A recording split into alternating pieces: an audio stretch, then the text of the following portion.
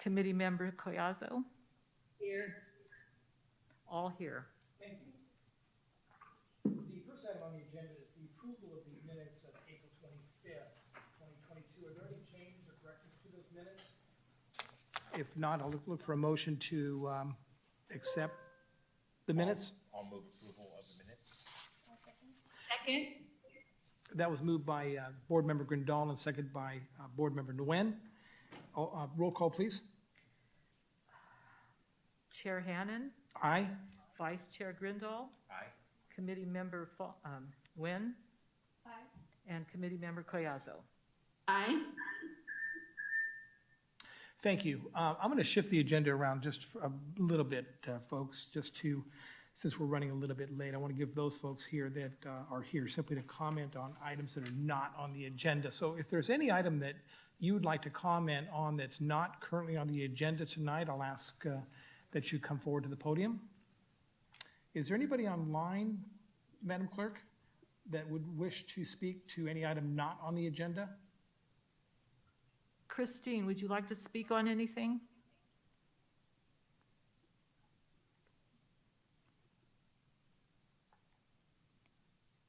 And if you do want to, No, thank you. thank you. Okay. Okay, that's it. So there is no public comment on items not on the agenda. So we'll return to the agenda and look under new business. The first item is presentation by Newark Library Branch Manager Joe Stoner about enrichment programs and student outreach. Good afternoon and welcome, Mr. Stoner. Thank you, Chair Hannan and committee members. I'm grateful to have the opportunity to speak with you. To begin, I have a quick review of some NUSD programs that I think mesh well with what we were doing at the library. At the same time, we very deliberately try to make the library something different, more informal than school. I'll keep describing our library approach to programs and how we build a community throughout.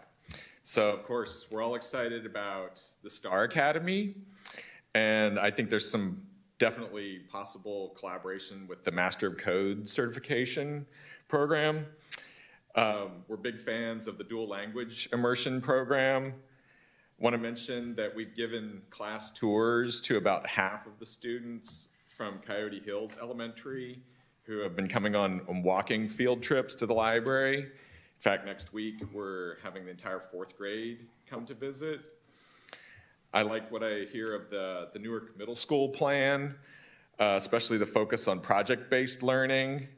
Want to mention that we're in process of partnering with the middle school Puente program to have as many of their 120 students volunteer at the library as possible.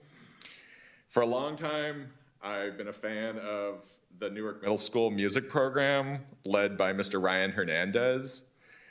And of course, there's the success of the high school rocketry and robotics teams.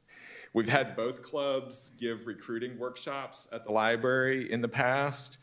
I was especially intrigued by how the robotics team likes to work out of an actual garage and will spend 6 to 7 hours after school building their robots from scratch, no kits. This fits with what I've read about NASA looking for engineers with this kind of self-motivated, self-directed tinkering experience and not just hiring from elite engineering schools. We really support all of this at the library. I want to tell you a quick story and then show a couple of statistical maps to explain why we offer the programs we do at the library. And I also want to mention, I personally get a little defensive sometimes when I hear or read things in the community suggesting that the Newark schools are not as good as some of the neighboring schools. And I think you'll see that in my presentation. At the library, we really advocate for a broad definition of success. So, some of you know I grew up in rural northwest New Mexico. Until 5th grade, my family lived 30 miles from the nearest town. This next part may seem unreal, but it's all true. My school bus started each day about 10 miles back a dirt road from the nearest highway. Our driver, Mary Inacio, parked the bus at her house. Virtually all other students who rode my bus lived in houses without electricity or indoor plumbing. Many of their parents had not finished high school or even elementary school. Both of my parents are college graduates. Starting when I was about 6 or 7, my family was part of a weekly book club / social group in town that included 5 doctors, 3 engineers, 2 nurses, several teachers, and the city manager. As a child, I was aware of the disparity of opportunity between these families and my bus mates. This experience has always stayed with me. And as a kid, I started noticing something else that I still hear as an adult. When people talk about finding a good school, they often mean a school in a wealthier neighborhood. At the same time, I was considered slow to learn to read. I was not reading independently until I was almost in 3rd grade. Today, it bothers me when I get parents of kindergartners and 1st graders who worry about their children's reading ability, while I have my own convoluted path to reading. In the middle of college, I earned a 1.3 GPA and ended up on academic probation.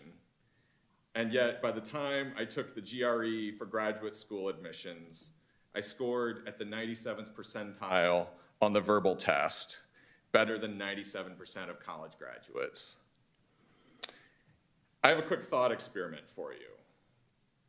Who do you think achieved more in school and in work? Me with a master's degree, or my busmate Jimmy, whose dad never went past 3rd grade and whose mom was a hospital janitor? Jimmy graduated from high school and has had a lucrative career in industrial supply sales. I would argue Jimmy has achieved more, considering where he started. And I'll mention, I think we see some similar dynamics in the Newark schools in relation to neighboring school districts. So I have a couple of maps that highlight the socioeconomic demographics of our community. I imagine you're familiar with the general trends, but maybe you haven't seen the data presented quite like this.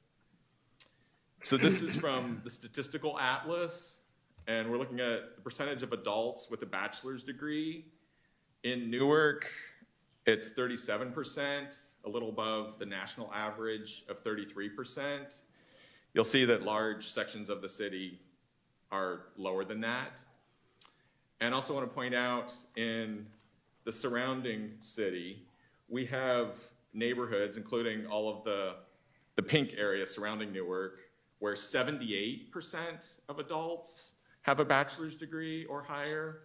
There are other neighborhoods in Fremont where 80 or 85% of adults have a bachelor's degree or higher. This is extraordinarily high. There are very few communities in the entire country with levels of education like what we see in Fremont. And we can also look at income. And I was especially interested in the lower levels of income in Newark. So I wanted to show you the 20th percentile, which again, it varies by census tract, but we have a large section there on the west side of the city where 20% above the absolute lowest incomes is $32,000 a year. This data is a few years old, so it may have gone up a little bit.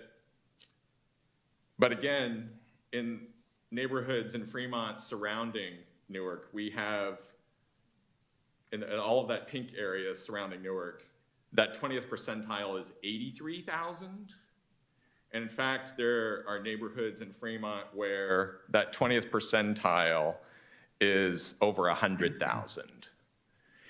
And again, I'm sure this is not news to any of you, but I just want to make you aware that I think about these things in planning the library. We could also look at the free and reduced price lunch eligibility compared to income levels in Newark. And what I had not realized is that that threshold means that most likely about half of Newark students come from households in the lowest 25% or even lowest 20% of household incomes.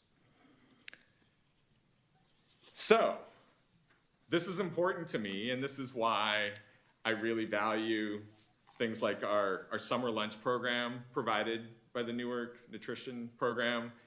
We served around 2,400 lunches this summer, and we do have plans to have an after-school snack served starting in September when we start our after-school program. This is also why, working with the School Parent Partner Office, I was the first library, Newark was the first library to bring back our homework help program in February since the start of COVID. We were able to provide 663 tutoring sessions provided by teen volunteers. And this year we did something different because of trying to do social distancing and really wanting to serve students who needed the help the most. We relied on anonymous referrals from the Parent Partner Office. They were able to identify students who were below grade level and whose families could also not afford tutoring. So going forward, that's my plan, is to stick with that model as our primary way of offering homework help. So I was really happy about this program we were able to expand on this summer. This is something we featured in our newcomer ESL program for students. Basically, we were targeting age 9 to 13, again with referrals from the Parent Partner Office, for students who are new to the US. And what I have seen at the library is that, in addition to not speaking English or speaking very limited English, many of these students have very limited to no experience using computers, let alone understanding what computer coding is. They've never heard of Silicon Valley, although they live here now. And so this is why we wanted to incorporate some coding, typing skills in addition to offering English lessons. I especially like the code.org pre-reader lessons, which I'm showing here, because it's got this amazing feature for English language learners or anyone learning to read to understand the directions. So again, thinking about who are the families in our community with the biggest unmet needs, one group that we've tapped into are families with special needs children. We've offered this program twice now, and families are really begging us to offer it every week. We're trying to figure out how to do that. We were able to purchase a variety of manipulatives used for occupational therapy, and families are telling us they don't have access to this kind of experience anywhere. So we see a need there. We're trying to do as much as we can to help support these families. And I will mention too, there's a mother who is really the ringleader in pushing the library to offer this kind of program. And she mentioned to me that having a special needs child is so all-consuming that her family really doesn't have any other friends. It's just, it takes so much of their time and energy. And I think that's another piece here too that comes through in a lot of our library programs. It's in addition to the obvious purpose, it's also a social experience. I do want to touch briefly on our adult education program. So on the second floor, we're taking over one of the 4 conference rooms and calling it the Learning Lab. And some of the programs we've already offered there are English classes, English conversation groups, beginning computers taught in Spanish by one of our staff, entrepreneurship classes focused on online sales. One of our librarians has extensive experience selling on Etsy, so that's our connection there. And we've also been working with Ohlone College to help, particularly families in the Promotores community to get connected to Aloni and registered for their free non-credit classes and helping them learn more about everything that Aloni offers. So I want to shift gears a little bit and talk a lot more about our experience with youth volunteers. This is a photo of our Makerspace, the Curiosity Shop. We really wanted to lean into that image of curiosity and celebrate open-ended exploration and invention, because I think that's something that's missing for a lot of youth from all socioeconomic backgrounds, that so much of their lives, that the experience is other people telling them what they should pay attention to and what they should care about. So since opening last fall, we've had 371 volunteer applications. 315 of these are teen volunteers. I got these numbers just today, so this is right up to date. I have to tell you, these numbers are extraordinarily high. Out of my 15 years experience working in many different libraries, I've never had anywhere close to this number of volunteers at the library. It's not to say that we've had every single one of them working in the library, but we're trying to involve as many of them as possible. So I mentioned earlier the Master of Code component of the STAR Academy, and I especially latched on to the parts about these activities beyond class assignments, beyond class content, and doing outreach.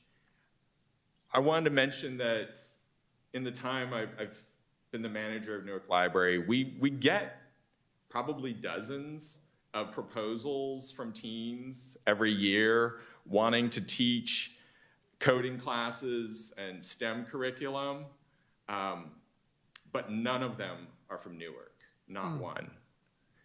And the other thing that I feel like we have an opportunity to do something different is that their proposals tend to seem like a lesson plan for a course lecture.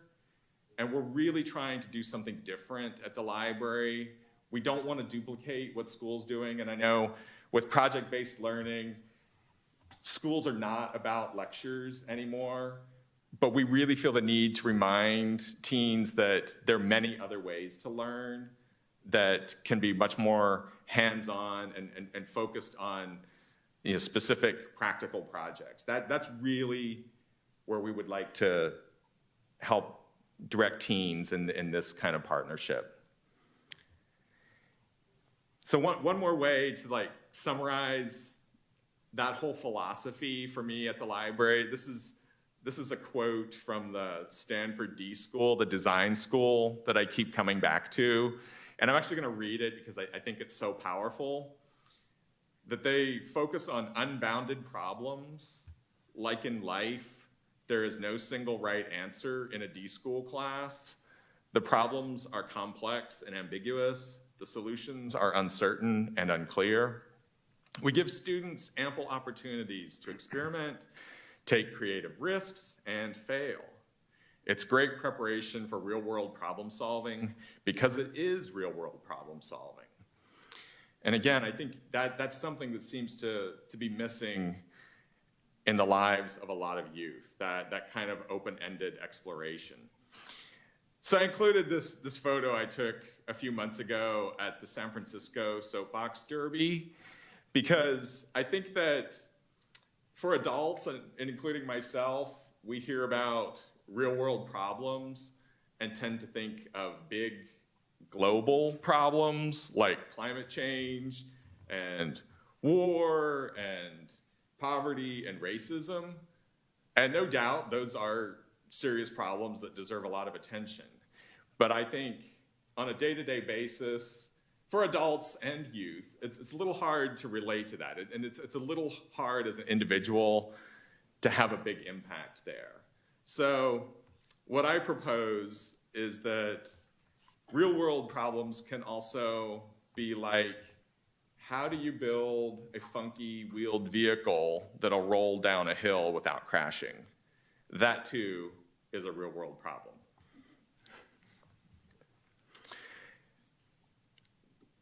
More and more at the library, we've been thinking about and offering programs that address mental health in some way.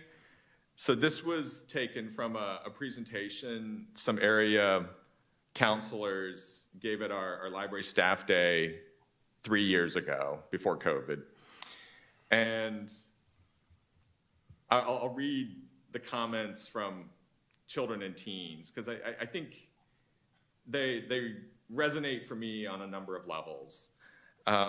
These counselors often hear teens saying, the only thing my parents care about are my grades, or my parents don't even care to know what I really think or who I am. They want me to be an obedient robot. They won't trust me or let me do anything. And this struck me just in the last week, that this sounds like the list of symptoms for burnout. And I think coming through COVID, a lot of students and teachers too are maybe feeling a bit like this. I just saw a survey last week that teachers are reporting the highest levels of burnout of any profession in the whole country. And I also think some of this experience is a product of pressures in upper middle class families. I've read some books like How to Raise an Adult by Julie Lithcott-Hames, who was a former dean of students at Stanford. And she talks a lot about encountering students with these kinds of feelings at the university level as well. How does this connect to the library? I would like to think in our Makerspace and some of our other programs, it's a chance to step outside of these kinds of expectations. One more shot here, and I decided to include a comic. This is actually from an autobiography. This is an individual who had gone through a very intense project for several years and was feeling burned out. This is someone who graduated from MIT and had a PhD from Princeton. It's Dr. Richard Feynman, who went on to win a Nobel Prize, and following his work on the Manhattan Project was feeling really unmotivated to do research until he started tossing dinner plates around just because he was curious why they wobbled the way they did, which actually later led to some of his theorizing about quantum mechanics. Could never have seen that at the beginning. So, Newark Library, I'm really excited about this project. We have received a $100,000 grant from the California State Library. We're partnering with the Irvington Library since it's been recently renovated as a makerspace. Our goal with this project is to hire teen makerspace interns, and our focus really is on students from lower income families, families where they might be the first in their family to go to college.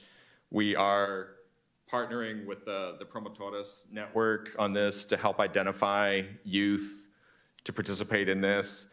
So this whole grant will run until the end of March 2024, and still trying to work out some details to get started. But my vision for this is really just to be able to pay youth to use their ingenuity at the library to create art or invent things and kind of be an artist or inventor in residence and just showcase what they can do as a model for the rest of the community. Mm-hmm.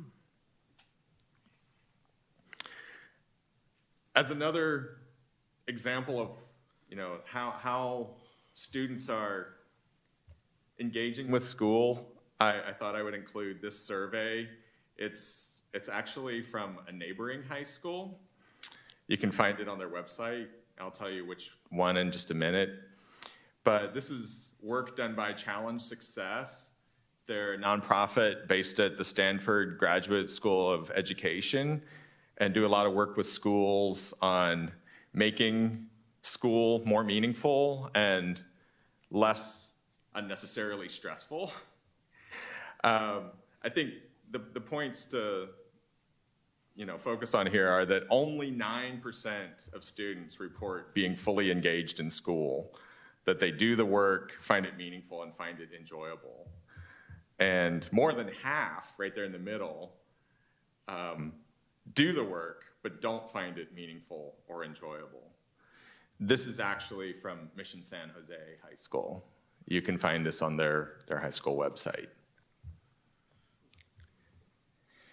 So I mentioned at the beginning that at the library we try to take a really broad view of success and think about the development of everyone of all ages and accounting for the starting point. So Dr. Triplett, I think this is approximately the Newark Memorial graduation rate.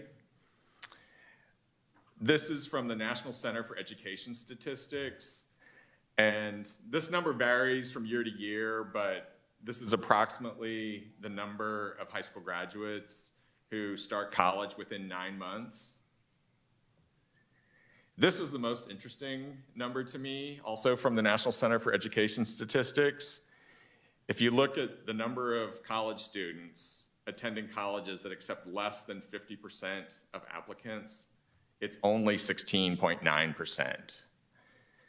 And I think for a lot of people, they wouldn't even consider a college that accepts between 40 and 50%, particularly competitive.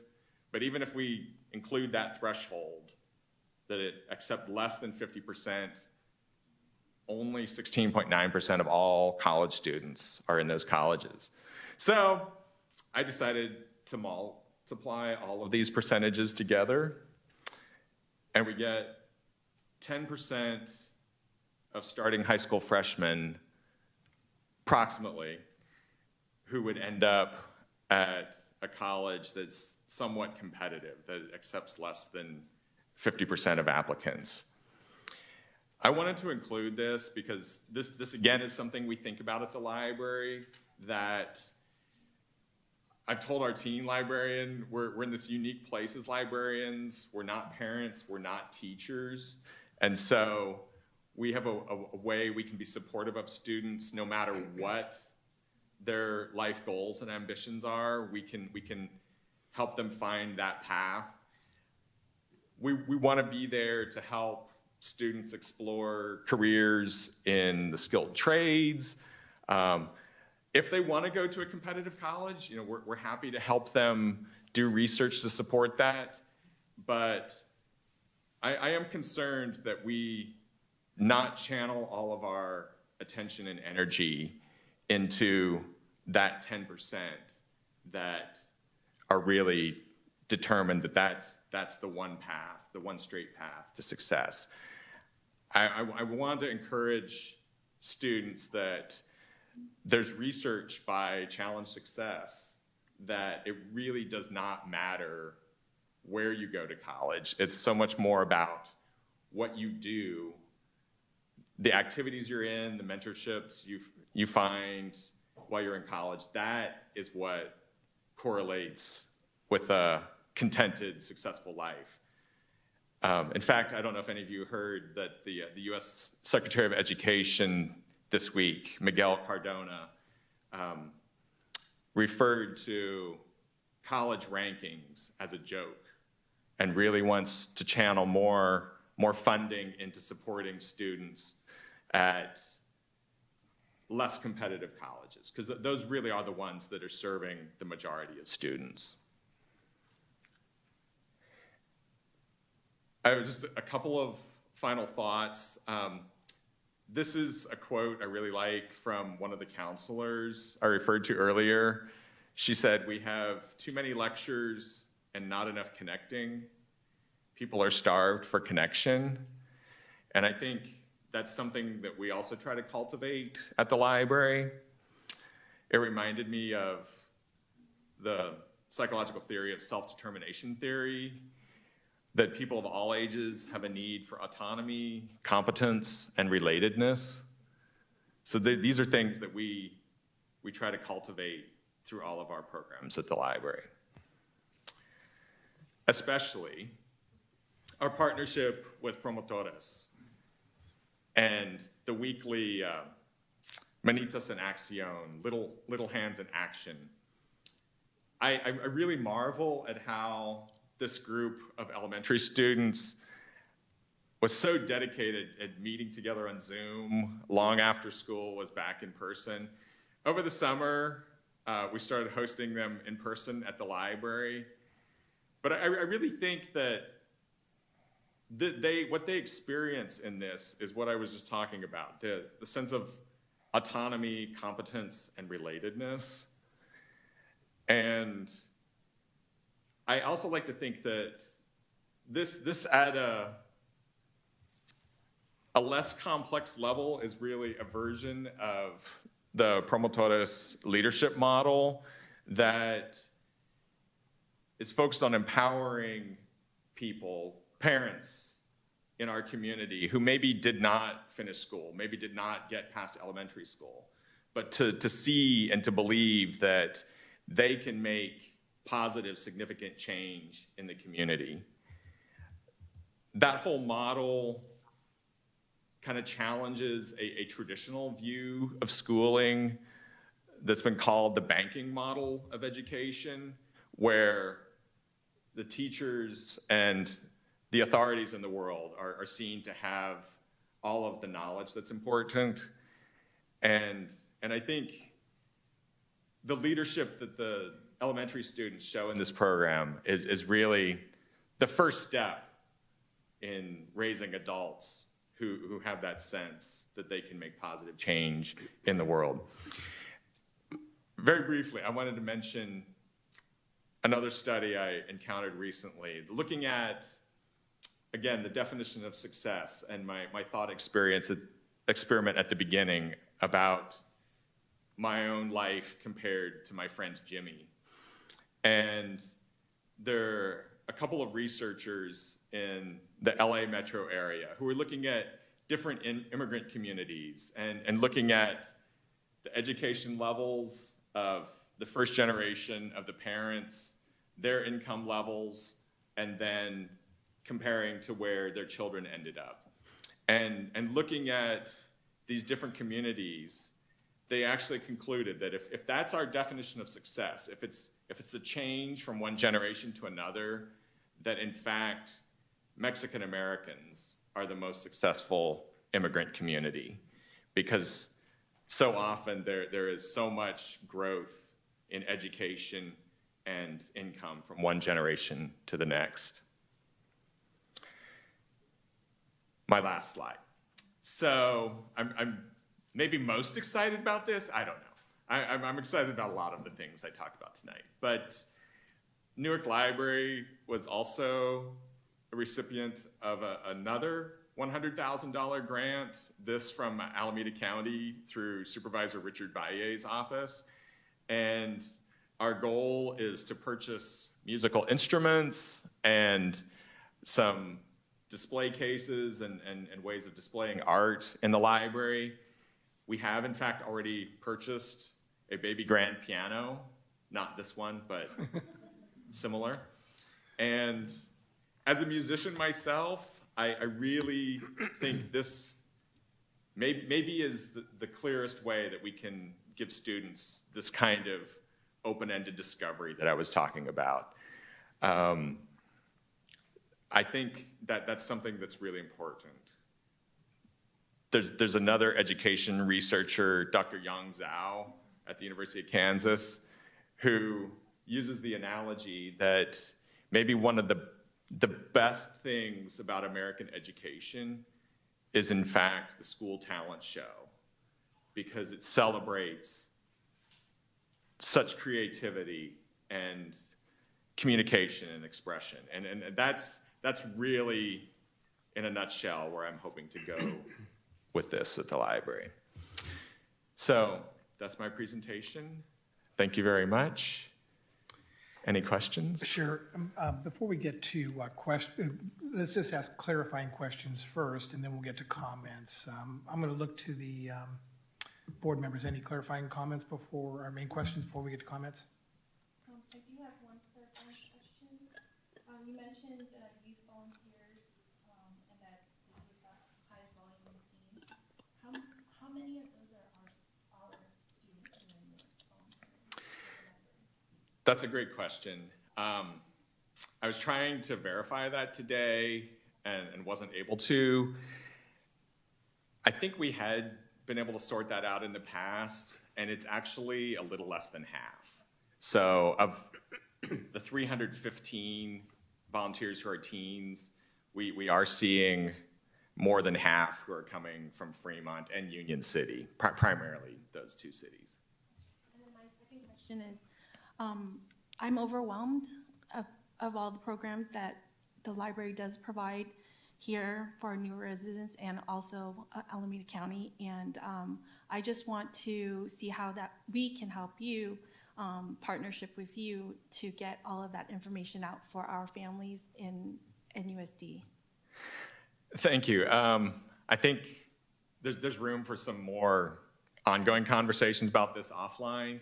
I would say one idea we've had that we haven't really been able to tap into yet, but that I think is really promising, especially for Newark teens, Newark youth, is connecting directly with school clubs. Correct. It's kind of similar to how our partnership with the Promotores community has worked. We really tried to focus on promoting the library through relationships and by word of mouth more than the mass marketing model. I think in that, we are kind of ahead of where a lot of libraries are as well, but it works. We're really trying to focus in on who is the audience out there who would be most interested in this. Let's focus on them rather than just sending this information to anyone and everyone. Okay, I understand. Thank you. But overwhelmed in a great way. Like, I sense that. Thank you. thank you. So real world problem. Do I turn this on or is it on? How do you presently, well, let me just back up a little backstory. There are the library, Mission Valley ROP, city's recreation department, the senior center, which is, I know, part of the recreation department, the schools, the libraries, or nonprofit organizations, Promotores, so on and so forth. How now is there coordination? In other words, what you wouldn't want is to have the duplication and sort of competition between those entities. How now is there coordination, and how can it be better? So the short answer is there's not any kind of systematic coordination.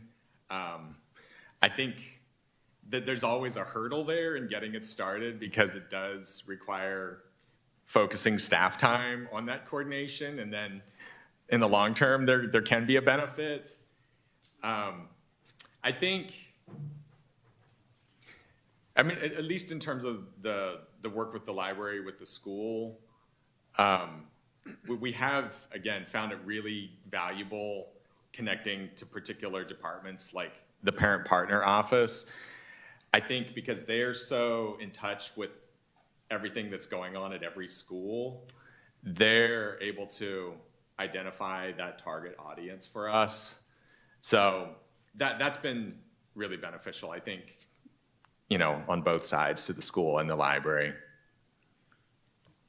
Thank you. Board Member Collazo, do you have any questions? Well, I do. Maybe it's a comment. If the programs that you have take off like wildfire, like our Promotores program took off, you're headed in the right direction. You know that. And I know it's been a little bit slow because of COVID, but once we adjust to COVID, because I'm not going to say it's going to go away. I don't believe it's going to go away. We're going to adjust and learn how to live with it. These programs are really going to be taking off. And I want to join your music your music program there. And I want either the drums or the Weedle. I want to do the Weedle too. So let me know when that program starts, where there's an opening, because I'm signing up. Thank you.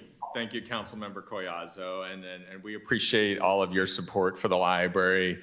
We can reserve a Weedo for you and some drums as well. Happy to have you there. Thank you, Mr. Stoner. Before I get to board comments, I'm going to turn it to the audience to see if there's anyone in the audience who would like to comment on the presentation.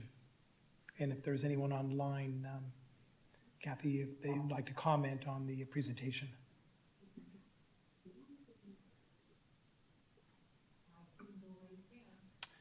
Okay, great. I'm going to go ahead and close public comment and return it back to my board members for any final comments that you might have. I'd just like to thank Mr. Stoner for the presentation. Again, like I said, there's so many wonderful programs that the library is providing to our community, and I think it's really important that our families are able to benefit from your programs that you have brought into the library and all the grant money that you guys have secured in order to be able to fund those programs. So thank you so much for all your hard work. Thank you. Yeah, I'd like to, I can second all the comments that my fellow board member brought forward. I really also just want to thank you for just overall an excellent presentation, very, very insightful and thought-provoking, and your own personal story is quite interesting. So really thank you for that. Another type of comment. I am concerned about the coordination between all these different programs, and another committee is not necessarily the thing to do, but and somehow it happens. Somehow these programs are getting done. But I think there's a way to get even more bang from our buck if we're coordinating better. So I don't know the solution for that, but so this is not a question for you. But I'd really like this committee and our governing boards to really think about how we can coordinate better and get more out of the resources that we have, because we have fantastic programs in our schools, at Mission Valley, at our libraries, in our rec programs, in our nonprofits, and I'd really like to make 1 + 1 = 17. So, challenge accepted. Thanks. Board Member Collazo, did you have any final comments? Well, I just want to congratulate him, Joe Stoner, and your story is a story that a lot of families have lived. My father had a 3rd grade education, and when he came to the United States for the American dream, I think he achieved it with that 3rd grade education. And I believe that from there, every generation that we have offspring has been a little wiser and a little bit more educated. So thank you for all your comments and congratulations. Thank you. Thank you, Mr. Stoner, for an excellent presentation. I want to thank you for all the good work that you do for the Newark Library. You bring innovation, thoughtfulness, and great ideas to this community. You continue to bring new programs to our community that energize and engage not only our children, but our parents as well. Congratulations on your partnership with Robotics. It's a segment of our community that has been underserved for way too long, and I think we're starting to bridge that gap with your support and theirs as well. So I look forward to the continued innovation of our library as you move forward. The notion of a library from the 50s to today is like night and day. And a lot of that credit is due to you and your staff. So thank you again for an excellent presentation. Thank you. Thank you. Thank you. The next item on the agenda is an update on the status of the school resource officer. And I believe, Mr. Benoon, you're going to go ahead and make that brief presentation? Yes, that's correct. Can everybody hear me well? Yes, thank you. All right. Good evening, Mr. Chair and members of the committee. My understanding, this item was being requested by committee member Grindal for just a simple update as to the status of the SRO program at the high school. As this committee is aware, we do have an item on the agenda for October 17th, I believe, to have a more detailed discussion on the memorandum of understanding between the two entities. However, for tonight's purpose, I understand it's just being requested for a simple update as to the status of the program. So at this point in time, I can report that our longstanding SRO officer, Officer Tina Knudsen, has elected to retire. She's had over 20 years of service to our city and to our department, exemplary, I might add, and we thank her for her service. At this point, that position is vacant. We will have to assign another officer there. It is a competitive program, so that will require some testing from the police department.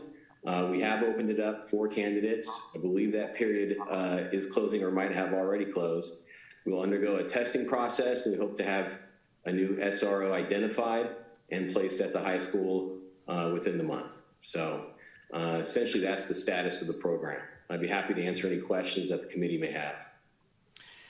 Thank you, Mr. Benoon. For those that are listening online or that are here in the audience, could you just briefly describe what is the role of a school resource officer? Sure. The SRO works at the school site at Newark Memorial High School, full day job, goes there in the morning, leaves in the evening, and that's been her assignment for the past 4 years. Responds to any calls for service, assists in any way that she can.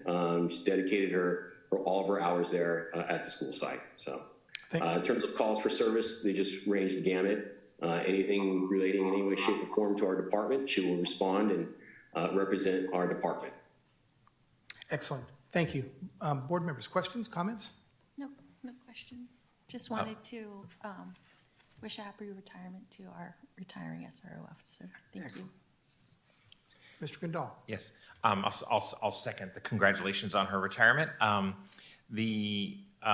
also just want a comment and a quick question. So I'll ask the question first. In the interim, until you've identified an SRO, how is service provided to the high school? What is done in the interim? We don't have any interim assignments there. We have stepped up patrol to all of our school sites as a result of school reopening last week, and we'll continue to do that for the next week or so. But in terms of assigning an officer over there on a temporary status, we're not going to do anything like that for the next few weeks. Thank you for that. And my comment is just how much we appreciate the city's partnership. The SRO is an extremely critical position for our children and the perception and reality of safety in our schools. So appreciate very much the ongoing partnership, and just wanted to express from the school district side how important we view it, and want to thank you. Well, thank you. It is a badge of honor, so to speak, for our department as well. It is a competitive process. We do solicit applications. So it is an honor for our officers to serve there. And it's our pleasure. So thank you. Board Member Collazo, any questions or comments? A comment, please. We have the SOR officers, and it is a building of live communication with these students, because these students don't forget the officer that was there for all those years while they were there at a high school. So it's they build a friendship with this officer, and likewise with the officer with them. So it is a very special place for them to be. So I commend any officer that is going to step up to fill that spot, And congratulations on her retirement, of course. But as long as we're talking about officers in school, can I request that we have some kind of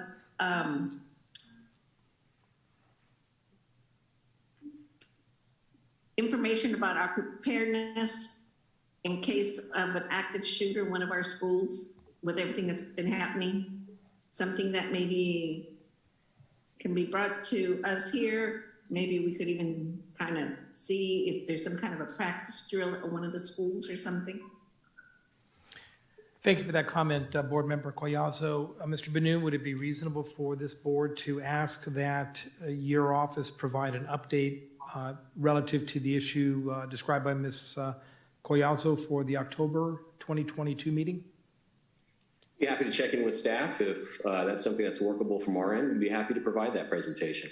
Great, thank you. And if for any reason we need to bring that in January, that would be fine as well. But I think it's an important topic that I think it's important to the community that we hear that not only are our officers prepared, but we do have a plan in place to address any active shooting situation should it, God forbid, ever occur in our community. Before I make my comments, I want to turn it over to the public to see if there's any comments or questions that they have on this issue. Is there anybody online, Kathy? There's not. Mr. Benoon, thank you for that report.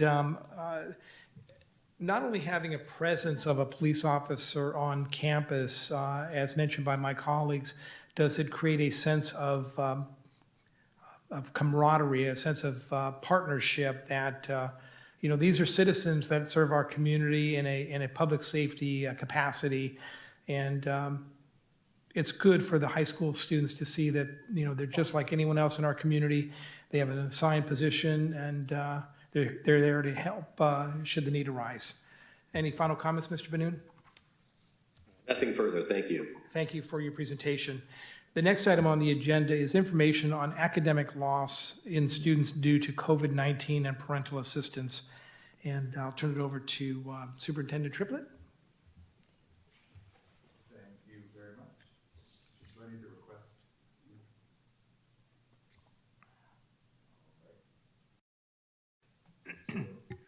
And Dr. Triplett's mic is working okay? Okay. Yeah, thank you. Oh, there I am. So good evening to the committee and to the public and staff and those watching at home. Thank you very much for having us here and for this request for this item. Before I begin, I did want to just mention with regard to the last item that the district has been working with the police department to plan some active shooter drills and presentations that we're scheduled to do both this month and within September. So by the time October, we'll be able to give you a report on the status of all those trainings on the part of our teachers and our staff. And I'm sure the police department could give more information about the specifics of that training at that time. Excellent, excellent. Thank you. Absolutely. So Chairman Hammond had asked that I come with information on academic loss in students due to COVID-19 and information about what we are doing to support students as we have returned from distance learning with regard to potential academic loss wrought by the pandemic. So I do have a presentation. Should I just give you all a cue whenever to move forward? Okay.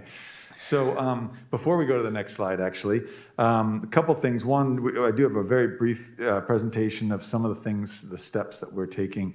But then I also have some data to share with regard to state assessments that we administered at the end of last year, 2021-22. And this is very preliminary data, and we'll be presenting it at the board on Thursday, actually. But did want to just sort of give a preview of that. It's very high level and preliminary, but I think it's really valuable in terms of informing how our students are doing and how we were able to do navigating the pandemic. So why don't we go to the next slide, please?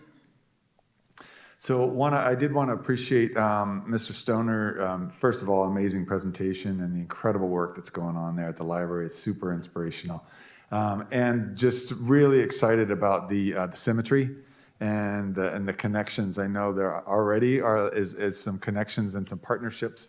And at the same time, I'm really enthusiastic about growing those partnerships. And like you said, Mr. Stoner, I think the STAR initiative is one area where there's just so much great potential.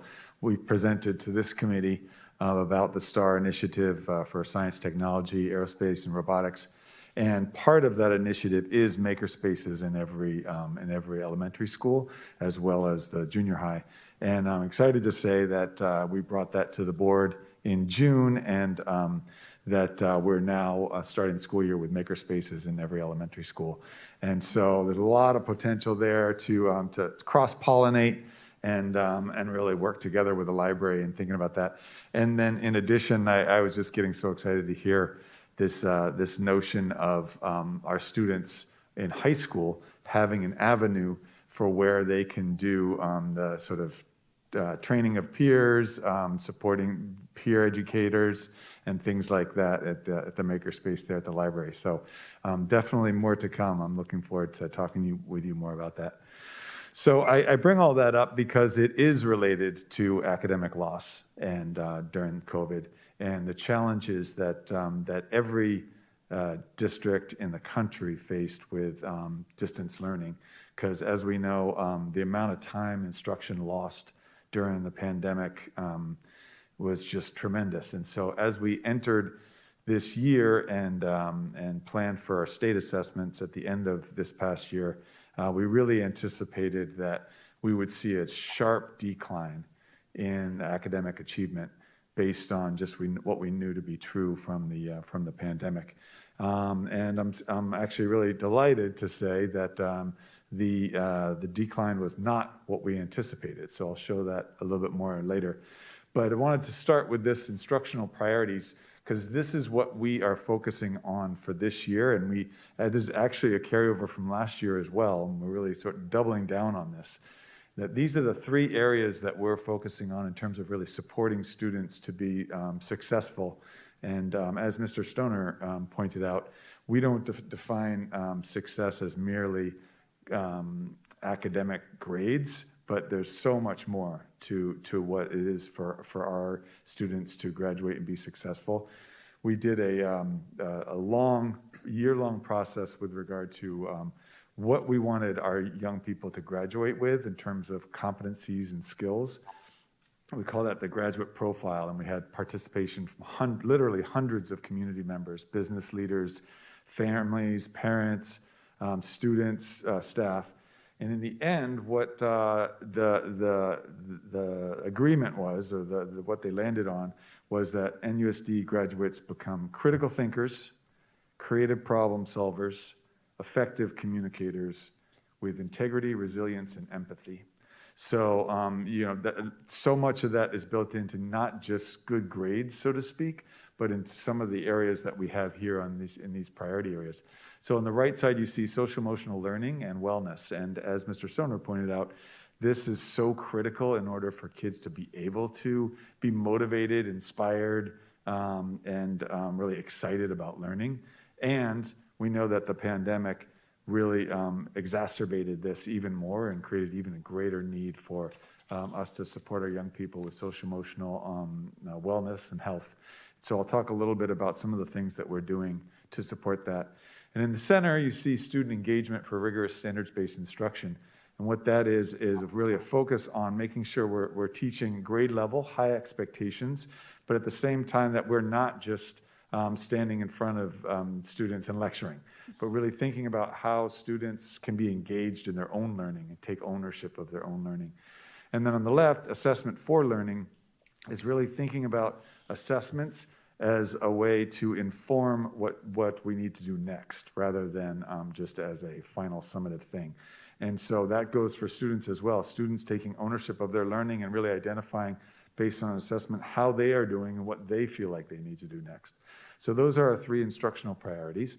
And I wanted to talk first about the social-emotional learning and wellness area. So again, this is a very brief presentation and tried to distill it down to some key points. But there's an incredible amount of work happening to support our students' social-emotional learning and wellness.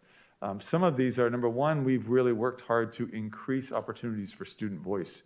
So President Wen actually was present when the students organized a wellness symposium. I believe that was either last year or right at the end of the year prior, which was an excellent example of how really supporting students to take the initiative around what it is that they need in terms of their own social emotional learning and wellness. Two, we've adopted a new curriculum, K-12, called Character Strong, which is specifically to support students as they build their own character and competencies in that area. And so that's something that we're implementing. Three, we have, fortunately, with support from the state, we've been able to significantly increase our mental health services. And that's been something that has desperately been needed. We have been challenged by staffing of mental health, but really excited that we have been able to provide increase in services.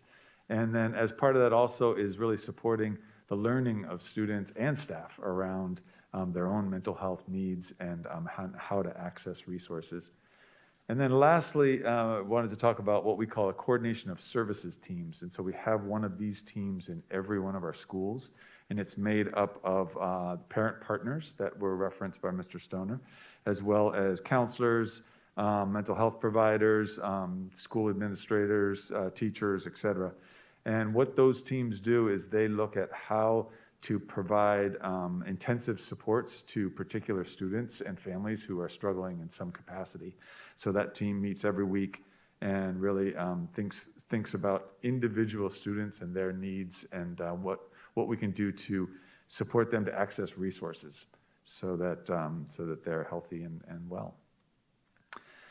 The second part is more specifically talking about students' academic progress and how we were supporting that. First, we have initiated academic intervention programs at all of our grade levels. In the high school, we have what's called the PAUSE program that started a couple years ago, and it's a particular period during the school day where students are able to identify what are areas that they are struggling in, and they go to those teachers specifically to get support. In our middle school, what we've just designed, I think I spoke briefly about it in one of the previous committee meetings, is the academic flex period. So that's going to be a period that students go to their content class teacher during the school day, and they're in smaller groups, and it's specifically where they are going to a teacher in a classroom in a content area that they really need to grow and develop. And then in the elementary level, we funded intervention classes. So those are specific classes where students with particular needs are pulled out and are able to focus on those in a smaller setting with their peers. Some of the other ways we're supporting academic progress includes the Sobrato Early Academic Language Program. This is because as I'm sure you know, we have a lot of language learners in our city, and so in terms of them really making sure that they get the additional support that they need to develop their language skills, both in their home language but also in English, is really important to their overall academic progress. So this is a program that we instituted in a couple different schools, and then we are expanding this year to all of our elementary schools. And then our STEAM initiatives, the STAR program that was referred to earlier, as well as our environmental literacy program, are two areas where we're really working to focus on and supporting students, particularly students who may traditionally not have been involved in these type of programs, and we're really targeting them to encourage them to participate and enroll in these programs. We also have adopted a new math progressions the board approved last year. And this is a way of restructuring the pathway of our math programs. It is an area, and you'll see it in the data I'm going to share in a minute, where we continue to really need to focus is in math. And so during the progress of a student from K to 12th grade, we see a dramatic decline in the performance level of our students in math. And so our thought is that with this new progression, that it'll much better support students as they progress into the secondary grade levels. And then lastly, we have, during the pandemic, we purchased a number of different instructional online subscriptions, similar to Mr. Stoner was discussing code.org, which is a fantastic platform. So we have many different online instructional subscriptions that we are now using and teachers are able to use to support students learning both in whole group but also on an individual basis. So I'm going to jump over here, and we could spend a lot of time on this. I'm going to go relatively quickly, but I did want to share our what's called our SBAC assessment preliminary data. And so what you see in front of you here is a comparison of 3 different school years by grade level. So you have on the left side of each of the 3 bar series the performance in math in 2017-18, that's pre-pandemic. And then in the middle, the darker green, but not the darkest, you see the performance in 2018-19. There was multiple years where there was not a state assessment due to the pandemic. And then you see the results from this spring, 2021-22 on the right side. That's the darkest bar, the green bar. And then, like I said, this is the scores from the 3rd grade, the 4th grade, the 5th grade, 6th, 7th, 8th, and 11th, because that is when this assessment is administered, those grade levels. So, like I said, we were really anticipating that we were going to see a dramatic decline in the performance and of our students in comparison to pre-pandemic scores. Delighted that we actually didn't see that. As you can see, there's at 5 of the 7 grade levels in math scored above or within 1 percentage point of pre-pandemic levels, in particular 2017-18. So you can see this slope downward, which we desperately need to address. At the same time, very positive that in the majority of the grade levels, we actually saw an increase in academic performance in comparison to pre-pandemic. And I think it's a real credit to our teachers and our students that have been working so hard despite all the challenges of the last couple of years. This is the same type of data set, but it is the English assessment.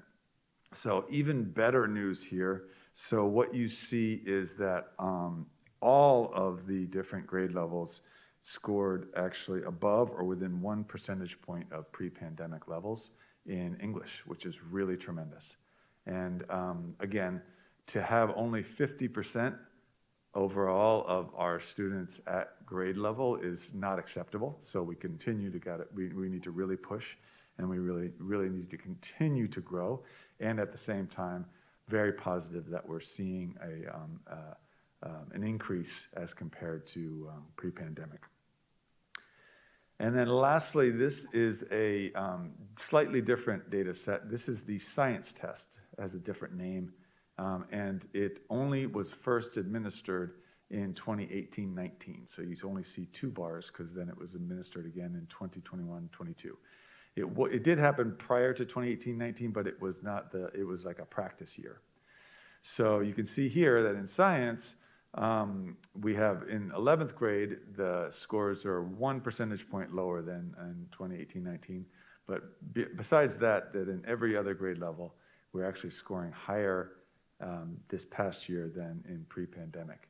So again, not nearly where we need to be ultimately, but also very, very positive that we are seeing some growth, even despite all the challenges that were wrought. And I really give credit to the focus that we've had on science and on our STEM programs, and as well as our teachers and students who have done such tremendous work. And that is the presentation. Thank you, Dr. Triplett. I'm going to turn it over to board questions first before we get to comments, and I'm going to look to Council Member, Board Member Collazo, if you have any questions to begin with. My only question is that I have seen a little decline in respect and empathy. We need to put that into our education. There's a quote that I sometimes put down on my papers, and it says, educating the mind without educating the heart is no education at all. So empathy and respect. But I see the growth is wonderful, so we just need to grow on those two items there too. It's a wonderful presentation. I'm very happy to see that it's taken off and doing well, even though we had the challenge of COVID. So yes, thank you. Wonderful presentation. Thank you, Board Member Councilmember. Collazo. Any other questions before I turn it over to the public for their questions, comments? I just have Yes, ma'am. on the graph that you showed for the math progression for the state testing, in other districts, do you also see similar decline as the students are, how they did so well in third and then slowly but surely over time, they're not competent in the math progression? Yes, traditionally, unfortunately, that is a common downward trajectory. Oftentimes, algebra is really the gatekeeper, and that's where we typically see a really sharp decline across many, many districts. So that is part of us redesigning our progressions so that we can really figure out how to better support students as to be successful in algebra. And then when you're successful in algebra, then data shows that then you end up continuing to grow in your math skills. Thank you so much, Dr. Triplett. Thank you. Is there anybody in the audience that would like to comment on the presentation before I open it up to board comments? Anybody online? Thank you very much. Colleagues, any comments? No, just thank you for the wonderful presentation. I agree. Thank you for the great presentation. I appreciate the presentation. Can we go back to the graph on math?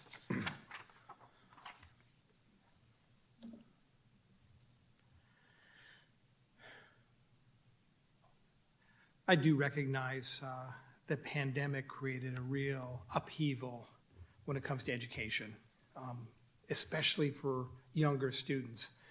Try to keep the attention span of a student of sixth grade or a 6-year-old or 7-year-old in class, let alone try to keep their attention span on Zoom. I can only really feel for parents who are not only working but also trying to ensure that their children are being educated through a system of education that was never intended to be designed or implemented. I'm glad to hear, Dr. Triplett, you indicate that these scores are certainly not where you want them to be. Do you have targeted goals as to where you would like to see these scores over the next year, 3 years, 5 years? Do you do that type of analysis? Yes, so that is part of every school does a school site plan that they put together in conjunction with their community, and part of that is setting up specific targets in all the different content areas. In general, I think an aggressive but a goal that we really want to strive for is a 10% gain across every grade level, across with students across the board. But it's hard to attain that on in the year, but that's the level that we're shooting for. Sure. And I've always been a big believer of aim high, Yeah. shoot for the stars, and if you come up a little bit short, consider yourself successful at the end of the day.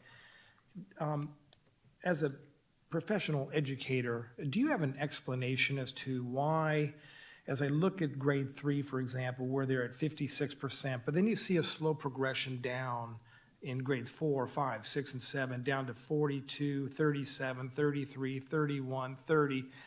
Is there something in the math educational field that you could point to that would address that steady decline year after year after year as kids are moving into the different grade levels? Mm-hmm. Yeah, I think there's it's complex, obviously, and there's a lot there. One of the things about math, obviously, is it's cumulative. So the skills that you're building in third grade, you're going to need to have in order to be in fourth grade and be successful in fifth grade, et cetera. That's why we're really careful about not pointing fingers, like no shame, no blame about these kind of data sets. This is not an 11th grade problem. This is an all of us problem. And we all have to think about how we are supporting students to flip that trajectory. So that's one thought. The math standards changed, I guess it was about 5 or 6 years ago, and they did become much more about problem solving, like Mr. Stoner was alluding to, and less about, it's still computational, but much more about multiple solutions, multiple ways to solve a problem, and open-ended problems. And so that's a real big shift for all of us. All of us in this room did not learn that way. And most of our teachers did not learn that way either. And so that's what we're working to do, is really support our staff and continue with our professional development to really help shift the way that we're approaching teaching and learning. And for students as well. The students in the upper grades, they've gotten accustomed to a certain way of learning, and so it's hard for them as well. But it's really about how do we engage students, how do we engage them in problem-based learning, and really thinking about approaching problems in a different way than what we're used to.